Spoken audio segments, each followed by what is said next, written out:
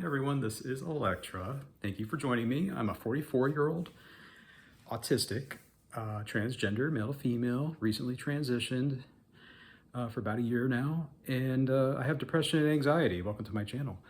I got a lot of thoughts about aviation and the airlines today.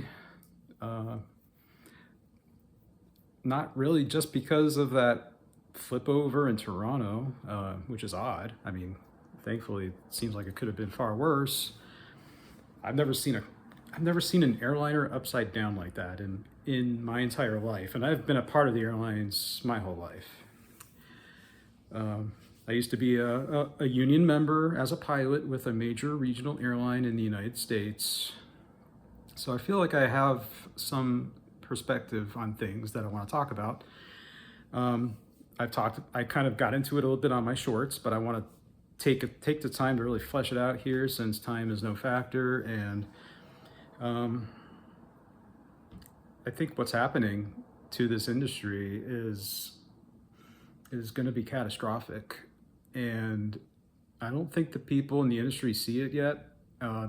Those in the industry tend to be kind of insulated, especially the pilot groups. They tend to be very conservative voters. They're mostly all Republican, and they probably think what Elon Musk is doing right now is better than sliced bread. Especially everything he's doing at the FAA. But I don't think that they're. In other words, I don't think they're paying attention, because they probably think he's doing everything that's great, and why pay attention to somebody that's supposedly doing great things for you? I hope the flight attendant union is paying more attention. They do tend to be much heavier on the women and the people of color demographics, so they tend to be much more liberal in their perspectives and their voting habits.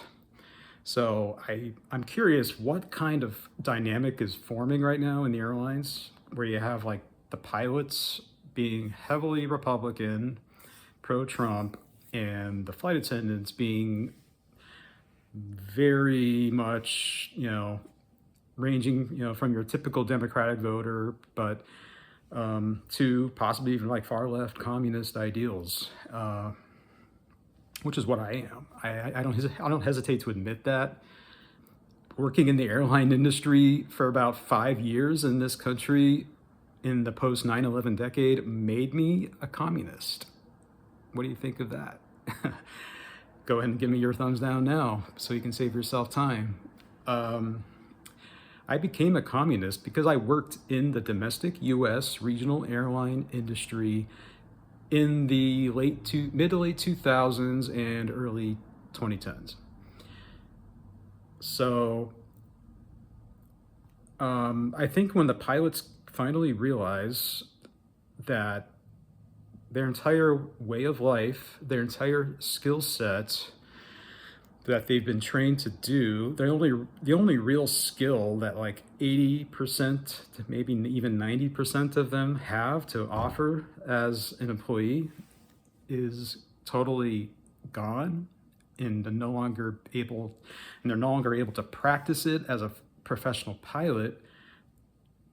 It's going to be too late, because that's the way we're going. I think if the FAA crumbles, which is exactly what Elon Musk and conservatives want, or I should just call them fascists, it's what they are. The far right, how about that?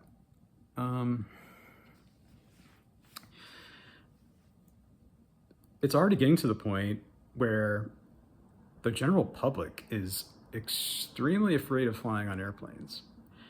And to be honest with you, like it doesn't really matter what the pilots think. It doesn't even really matter what the flight attendants think. If nobody's going to show up and fly on your airline because they fear for their lives, you're done. So I don't know what airlines are hoping happens here, because if no one feels like they're safe to fly, and I would say the majority of airline passengers come from major cities, and they tend to be not as friendly to Trump and Elon Musk. They're even more the ones that are afraid to fly right now, because they see what's happening. If you don't regain the customer let's say, trust, if the airlines cannot maintain or reclaim now some of that lost passenger trust and safety, or that the aviation system in general, including air traffic control, is like not somehow severely compromised, the airlines are done. And I really think that this is what Elon Musk wants. And I don't know if Trump is so much like aware of this.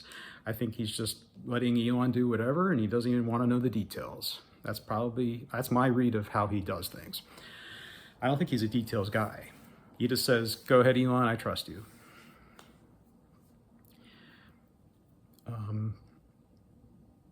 But yeah, I've had this fear a long time. And in fact, it was one of the reasons I was really uncomfortable in the industry by the time I got around to be 30 years old, and around the year 2010. I just didn't feel like it was, I had my own issues with it that are totally personal, but I also did feel like it was not going to be a stable industry to take me to retirement.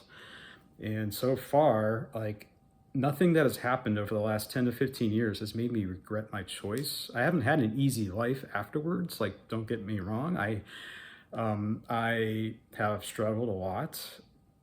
Sometimes I wonder, like, if only I never got depressed and I still flew, like, I'd be making a lot more money now. But I also don't think I'd be as happy. And I'm so thankful every day that I don't have to get up and go to work as a pilot or a flight attendant in this industry, in this federal aviation system the way it currently is. I would not be able to do it. I think I would have to quit.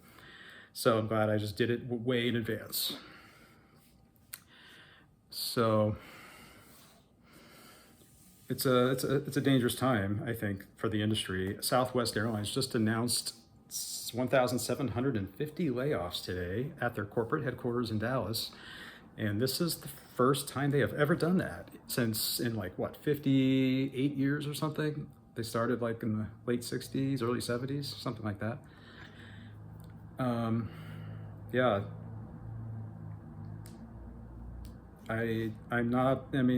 This industry has ups and downs. It goes up and down every few years. It's very cyclical. It's always been like that. But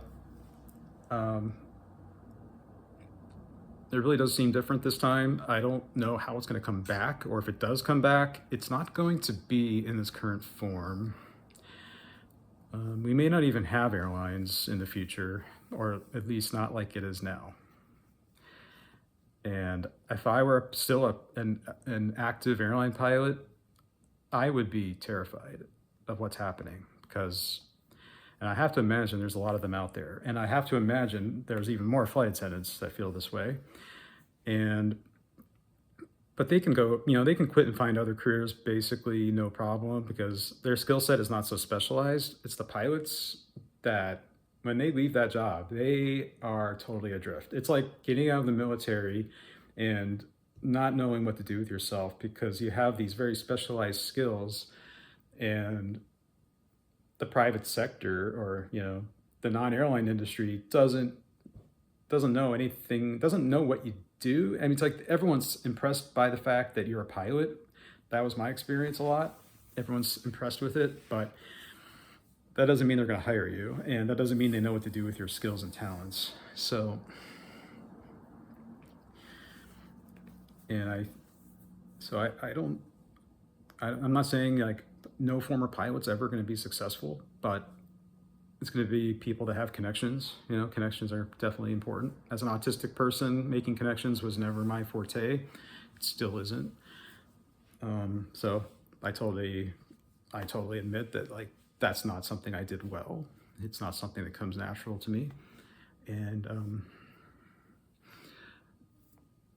I think if the unions know if the unions are really going to like understand, and once they come to fully realize what's happening, and I have to imagine the upper leadership of ALPA, the Airline Pilots Association, and even like the airline for the American Union, I think it's the APA, Allied Pilots Association. I think they got to be up to somewhat speed of what's going on here, and I think the airline unions have this unique they have this unique ability right now to somehow become a nucleus and coordinate, I think, what this country needs, which is a national general strike. And the airline unions can lead this. And I can tell you right now, like most of the general public will 100% be in support, because people see what's happening to this industry. They know what's going.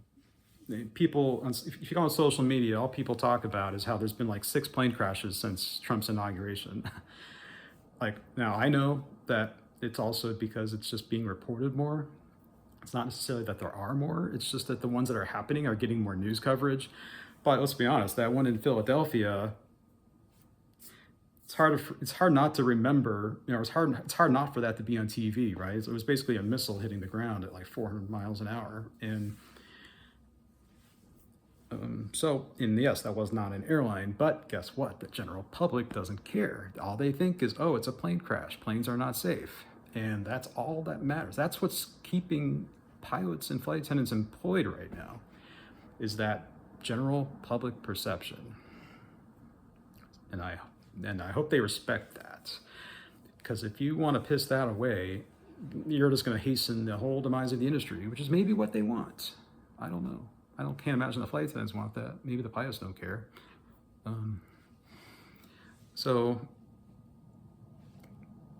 Yeah, I think that's all for now. I'm going to make this a separate video, and I'll make another one here, I think more for just my personal stuff. Okay, so your time to give me if you like to give me a thumbs down, this is your time coming up right now. And thank you very much for watching. I'll see you on the next one. Bye.